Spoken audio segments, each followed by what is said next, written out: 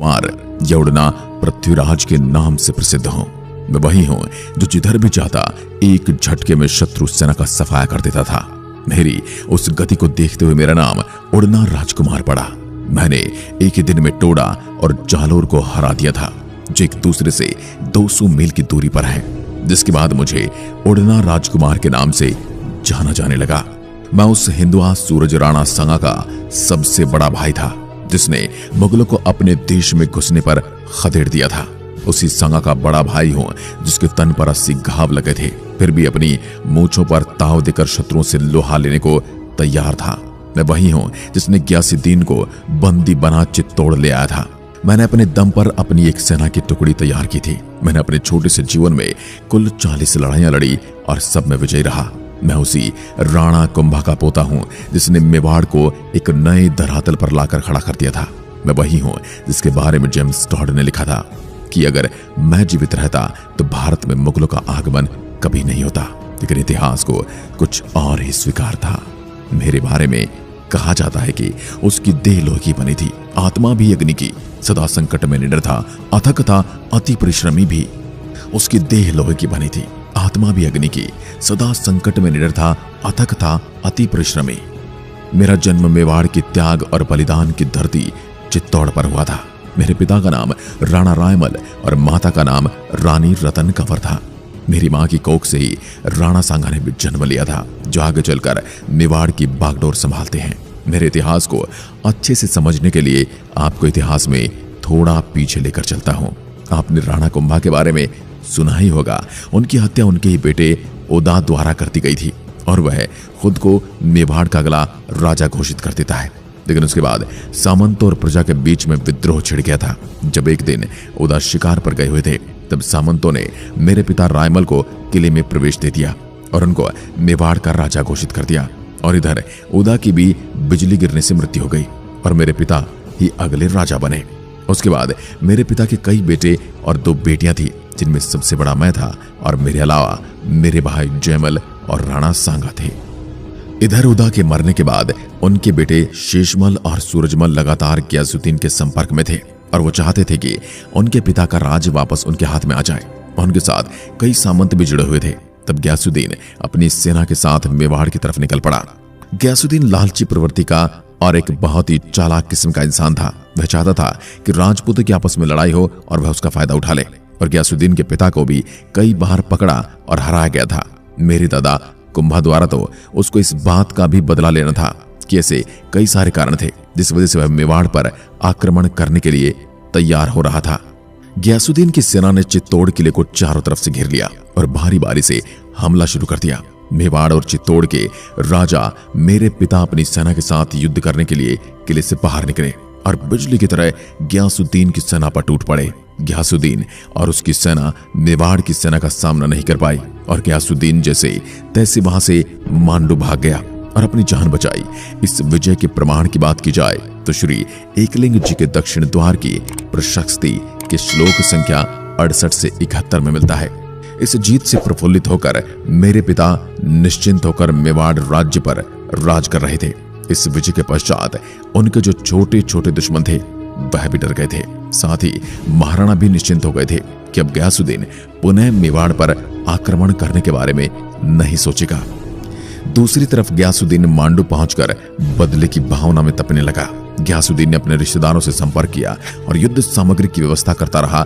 साथ ही पहले से मजबूत और शक्तिशाली सेना तैयार की। सभी तैयारियां पूरी होने के पश्चात गयासुद्दीन मांडू से निकलकर पुनः मेवाड़ की तरफ आक्रमण करने के लिए निकल गया। मेवाड़ के पूर्वी क्षेत्र में गयासुद्दीन की सेना ने जफर खान मलिक के नेतृत्व में लूटपाट करनी आरंभ की। यह उस समय की बात है जब हाड़ा चाचक देव जी को उस समय बेगू के जागीरदार हुआ करते थे।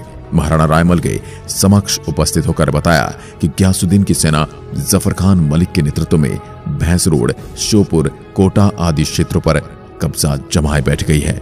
यह सुनकर मेरे पिता तुरंत युद्ध करने के लिए तैयार हो गए और अपनी सेना को युद्ध के लिए तैयार किया। गयासुद्दीन और हमारे बीच हुए इस युद्ध का विवरण आपको महाराणा रायमल का रासा नामक ग्रंथ में मिलता है, जो कि इसका जीता जागता सबूत है।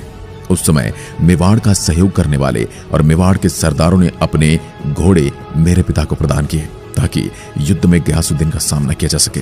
महाराणा रायमल स्वयं रूपमल नामक घोड़े पर सवार होकर आसिर, चंदेर, नरवर, बूंदी, आमिर, रायसेन, चाकसू, लालसोट, सांभर, अजमेर, टोडा, मारोट आदि के राजाओं के साथ मांडलगढ़ की तरफ चल पड़े। मलिक जफर खान और पिता की सेना के बीच यहां पर बहुत ही भयंकर युद्ध हुआ, लेकिन वीर मेवाड़ी सेना के सामने जफर खान टिक न सका और हजारों सैनिकों के मारे जाने के पश्चात वह भाग खड़ा हुआ। मैंने गयासुद्दीन की फौज को मांडू तक खदेड़ दिया और मांडू के पास खैराबाद नाम के इलाकों को लूटकर तबाह किया। इस लड़ाई में मेरे घोड़े का नाम परेवा था, वह कुंवर राणा सांगा के घोड़े का नाम जंगहत था। उपरोक्त घटना का विवरण आपको श्री एकलिंग जी के दक्षिण द्वार की प्रशस्ति के श्लोक 77 से 78 के साथ महाराणा रायमल का रासा में मिलता है। लगातार 2 बार युद्ध में बुरी तरह पराजित होने के पश्चात मांडू के गयासुद्दीन खिलजी ने उसके बाद एक बहुत ही विश्वसनीय व्यक्ति को महाराणा रायमल के पास समझौते के लिए भेजा। जब वह व्यक्ति चित्तौड़ किले पर पहुंचा तब महाराणा रायमल स्वयं उससे बातचीत करने के लिए उसके समक्ष बैठे। महाराणा रायमल और गयासुद्दीन का दूत बड़ी ही विनम्रता के साथ एक दूसरे से बात कर रहे थे और एक दूसरे की बात सुन रहे थे। तभी वहां पर मेरा आगमन होता है। ये दृश्य देखकर मैं बहुत ही क्रोधित हो जाता हूं और अपने पिता से कहता हूं कि मुसलमानों के साथ इस तरह विनम्र होकर बात करना उचित नहीं। यह लोग पीठ में छुरा घोंपने वाले होते हैं, इस पर कभी भी विश्वास नहीं किया जा सकता। यह सुनकर गयासुद्दीन का दूत क्रोधित हो गया और वहां से उठकर चला गया। मांडू जाकर उसने उसके बहादुर शाह गयासुद्दीन को पूरी कहानी सुनाई।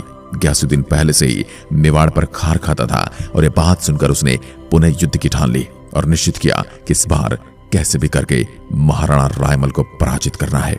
मेवाड़ की तरफ से इस समय युद्ध की भागदौड़ मेरे हाथ में दी गई। अपनी सेना लेकर गयासुद्दीन से युद्ध करने निकल पड़ा। उधर गयासुद्दीन के पास खबर पहुंची कि मेवाड़ की सेना मांडू की तरफ युद्ध के लिए पहुंच रही है, लेकिन उसको यह खबर मिली कि उसके पहुंचने में कम से कम 2 दिन का समय लगेगा। लेकिन उसको नहीं पता था कि मुझे उड़ना राजकुमार कहते हैं। मेरी सेना चलती नहीं उड़ती है। मैंने 2 दिन का सफर एक रात में ही पूरा कर दिया और अगले ही दिन मैं मांडू जा पहुंचा। उधर से मुगलों की सेना मेवाड़ के रणबांकुरों से लोहा लेने पहुंची। मेवाड़ी सेना और गयासुद्दीन की सेना के बीच मेवाड़ और मारवाड़ की सीमा पर मुकाबला हुआ। इस बार दोनों तरफ से युद्ध लड़ा जा रहा था। न मेवाड़ी सेना जीत पा रही थी, न गयासुद्दीन की सेना हार मान रही थी। पहले दिन का युद्ध बिना नतीजे के समाप्त हो गया। जैसे ही सूर्यास्त हुआ, दोनों सेनाएं पीछे हट गई और अपने डेरे में जा पहुंची।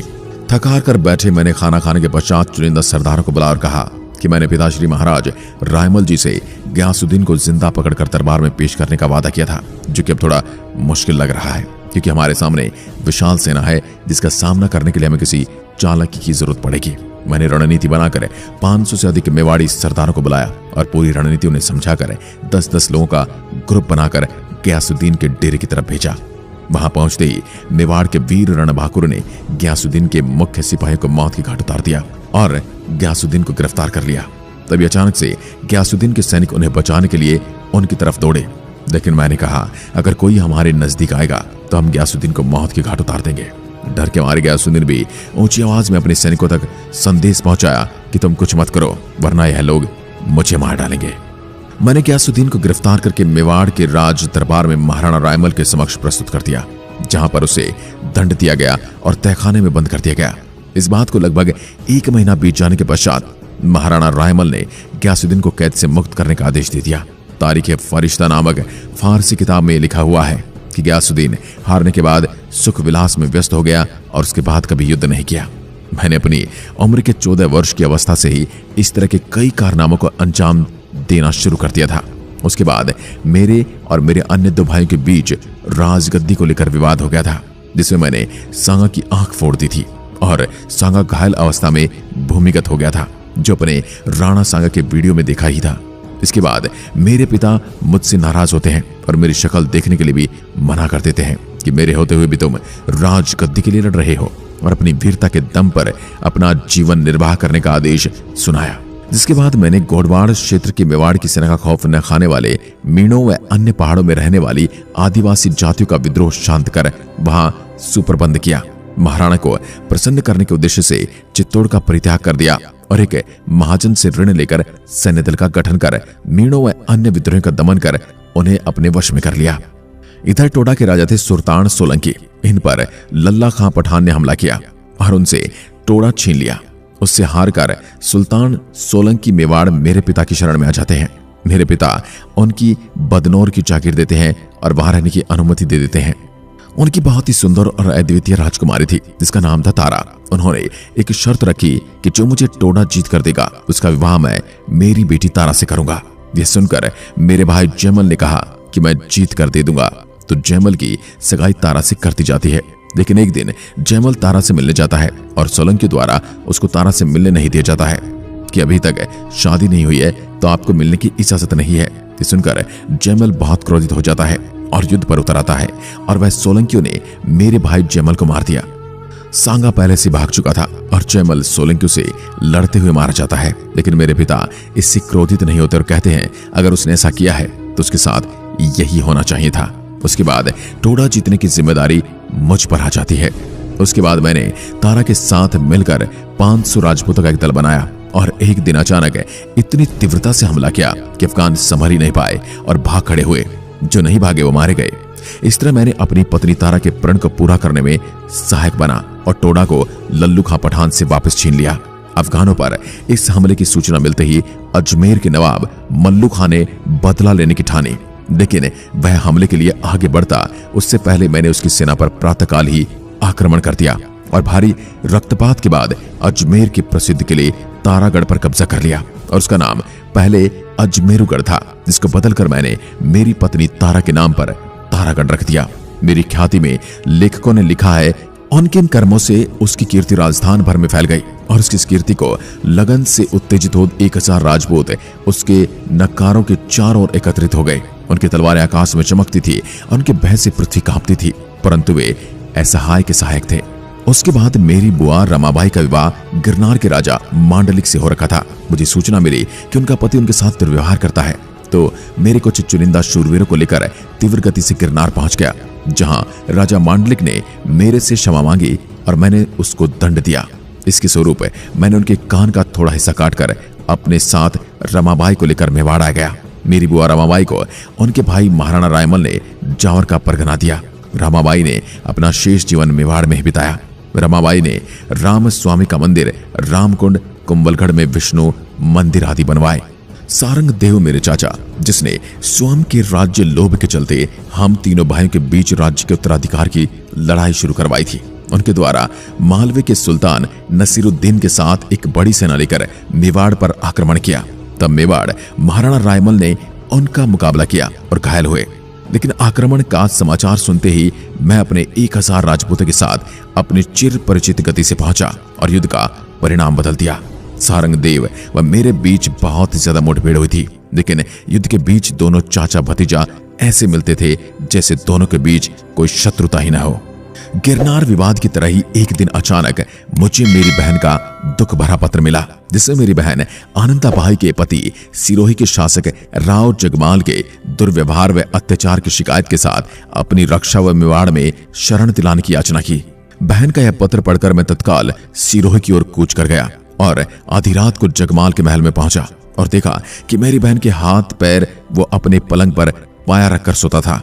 मैं उस निर्दयी को मौत के घाट उतारने ही वाला था कि मेरी बहन को अपने पति पर दया आ गई और उसने उसके प्राणों की भीख मांग ली। मैंने जगमाल को तो छोड़ दिया, जगमाल ने दूसरे दिन ही मेरा अपने दरबार में स्वागत सत्कार किया और विदाई के वक्त 3 गोलियां भेंट की और मेरे से क्षमा मांगी और बोला कि आगे ऐसा नहीं होगा। कुंभलगढ़ के पास पहुंचते समय मैंने अपनी बहनों द्वारा दी गई गोलियां खा ली, जिनमें जहर मिला हुआ था और खाते ही मेरी मृत्यु हो गई। दोस्तों, इस तरह भारत का मेवाड़ की गद्दी का घोषित योग्यतम उत्तराधिकारी, जो एक निर्भीक वीर, अदम्य साहसी, अप्रतिम शौर्य का प्रतीक, दृढ़ निश्चयी, दुश्मन पर तीव्रता से आक्रमण करने वाला, जिसकी हिंदुस्तान को भविष्य में जरूरत थी, अपने बहनों के विश्वासघात की बलि चढ़ गया।